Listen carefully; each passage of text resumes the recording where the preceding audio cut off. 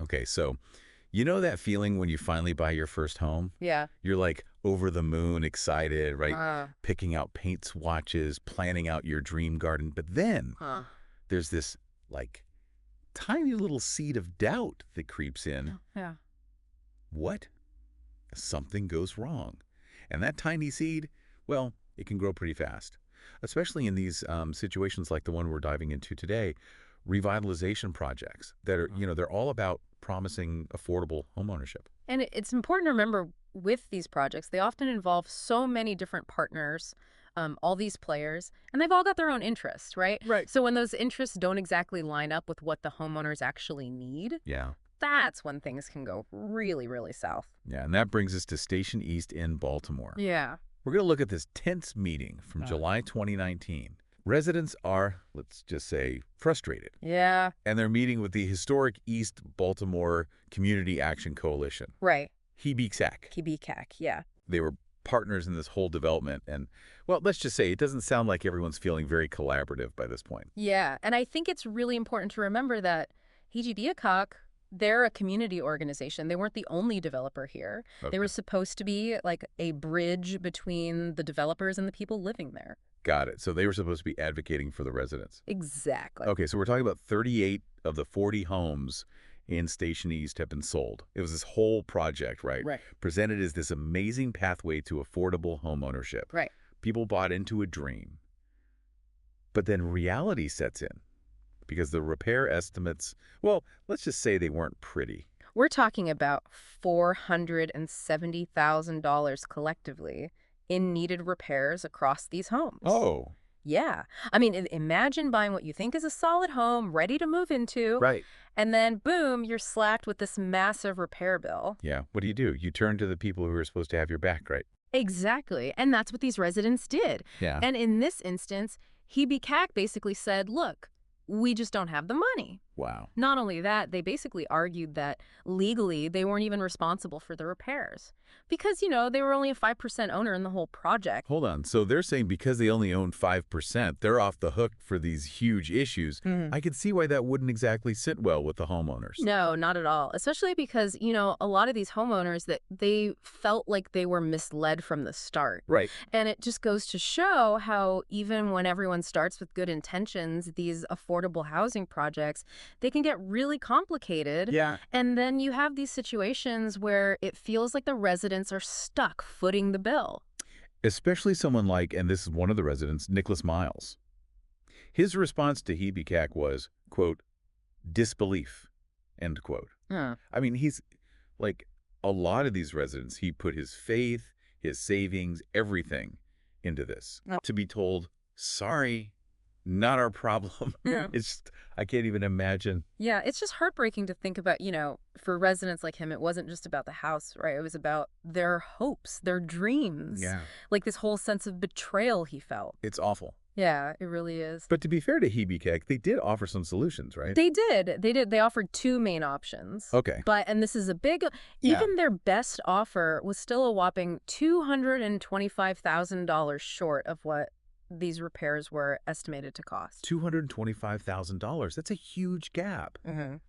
I'm starting to think HEBCAC needs like their own deep dive just to sort out their budgeting. Right.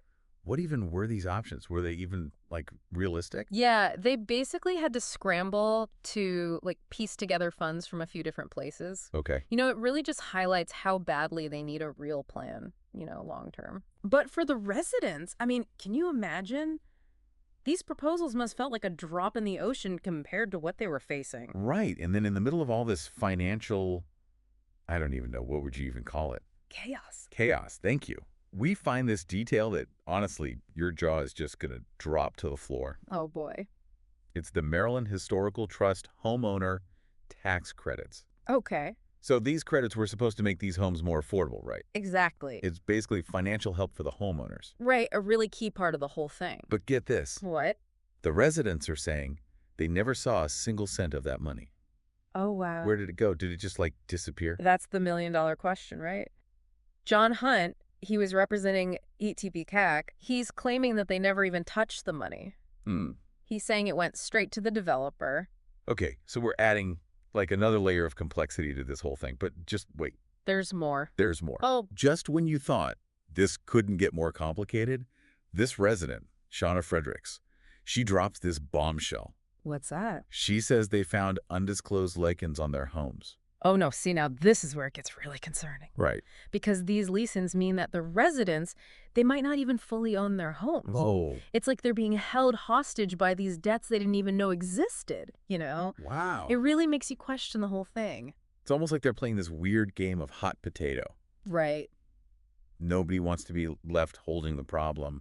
Exactly. And, HEBCAC, they ended up blaming Edgemont Builders Right. for all the problems with the construction. Right. And then they pointed to Winstead Rouse for the whole financial mess, the missing tax credits, the listens, all that. So it's like, it's not us, it's them over there. Yeah.